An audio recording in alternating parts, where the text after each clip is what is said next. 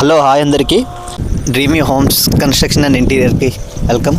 Actually ఈరోజు topic ఏంటంటే మనం కన్స్ట్రక్షన్ చేసుకోవడానికి రెడ్ బ్రిక్స్ వచ్చాక ఏ జాగ్రత్తలు తీసుకోవాలి, రెడ్ బ్రిక్స్ వచ్చిన తర్వాత అనేది చూసుకుంటున్నాం. సైట్లోకి రెడ్ బ్రిక్స్ వచ్చాక ఫస్ట్ ఆఫ్ ఆల్ మనం జరుగుతున్న స్కామ్లో ఏంటంటే బ్రిక్ సైజ్ తగ్గించేస్తున్నారు.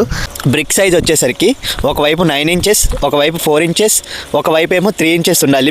బ్రిక్ సైజ్ వచ్చేసరికి మీరు అది ఎగ్జాక్ట్గా సైట్లోకి బ్రిక్ రాగానే మెజర్మెంట్ చూసుకోండి బ్రిక్ సైజు. ఇంకా సైట్లోకి వచ్చిన తర్వాత బ్రిక్స్ అన్లోడ్ అయిపోయిన తర్వాత అసలు మనకి ఎన్ని బ్రిక్స్ వచ్చాయి, బ్రిక్స్లో ఎన్ని బ్రిక్స్ వచ్చాయి, అది ఎలా కాల్కులేట్ చేయాలనేది కూడా ఇప్పుడు మనం చూసుకుందాం. సపోజ్ ఎగ్జాంపుల్ ఇప్పుడు ఈ బ్రిక్సే కాల్కులేట్ చేద్దాము. ఈ సైడ్ వచ్చేసరికి 6 నెంబర్స్ ఉన్నాయి. ఈ సైడ్ వచ్చేసరికి ఈ హైట్ వచ్చేసరికి 11 నెంబర్స్. ఇంకా ఈ సైడ్ వచ్చేసరికి మొత్తం నేను కౌంట్ చేస్తే 52 వచ్చాయి. ఇప్పుడు length into height into width అనేవి మనం నెంబర్స్ ఎన్ని నెంబర్స్ ఉన్నాయో మనం కాల్కులేట్ చేసుకోవాలి. సో ఇప్పుడు సపోజ్ మనకి ఈ సైడ్ వచ్చేసరికి విడ్త్ వచ్చేసరికి 6 నెంబర్స్ ఉన్నాయి. ఈ సైడ్ వచ్చేసరికి లెంత్ వచ్చేసరికి మనకి 52 ఉన్నాయి.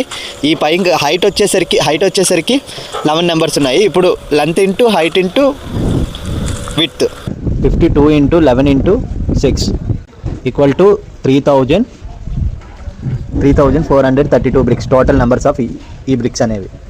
పైన ఎక్స్ట్రాగా ఏమైనా ఉన్న బ్రిక్స్ అవి ఎక్స్ట్రాగా కౌంట్ చేసుకోవడమే. ఓకే, థ్యాంక్ యూ అండి. Do follow for more updates.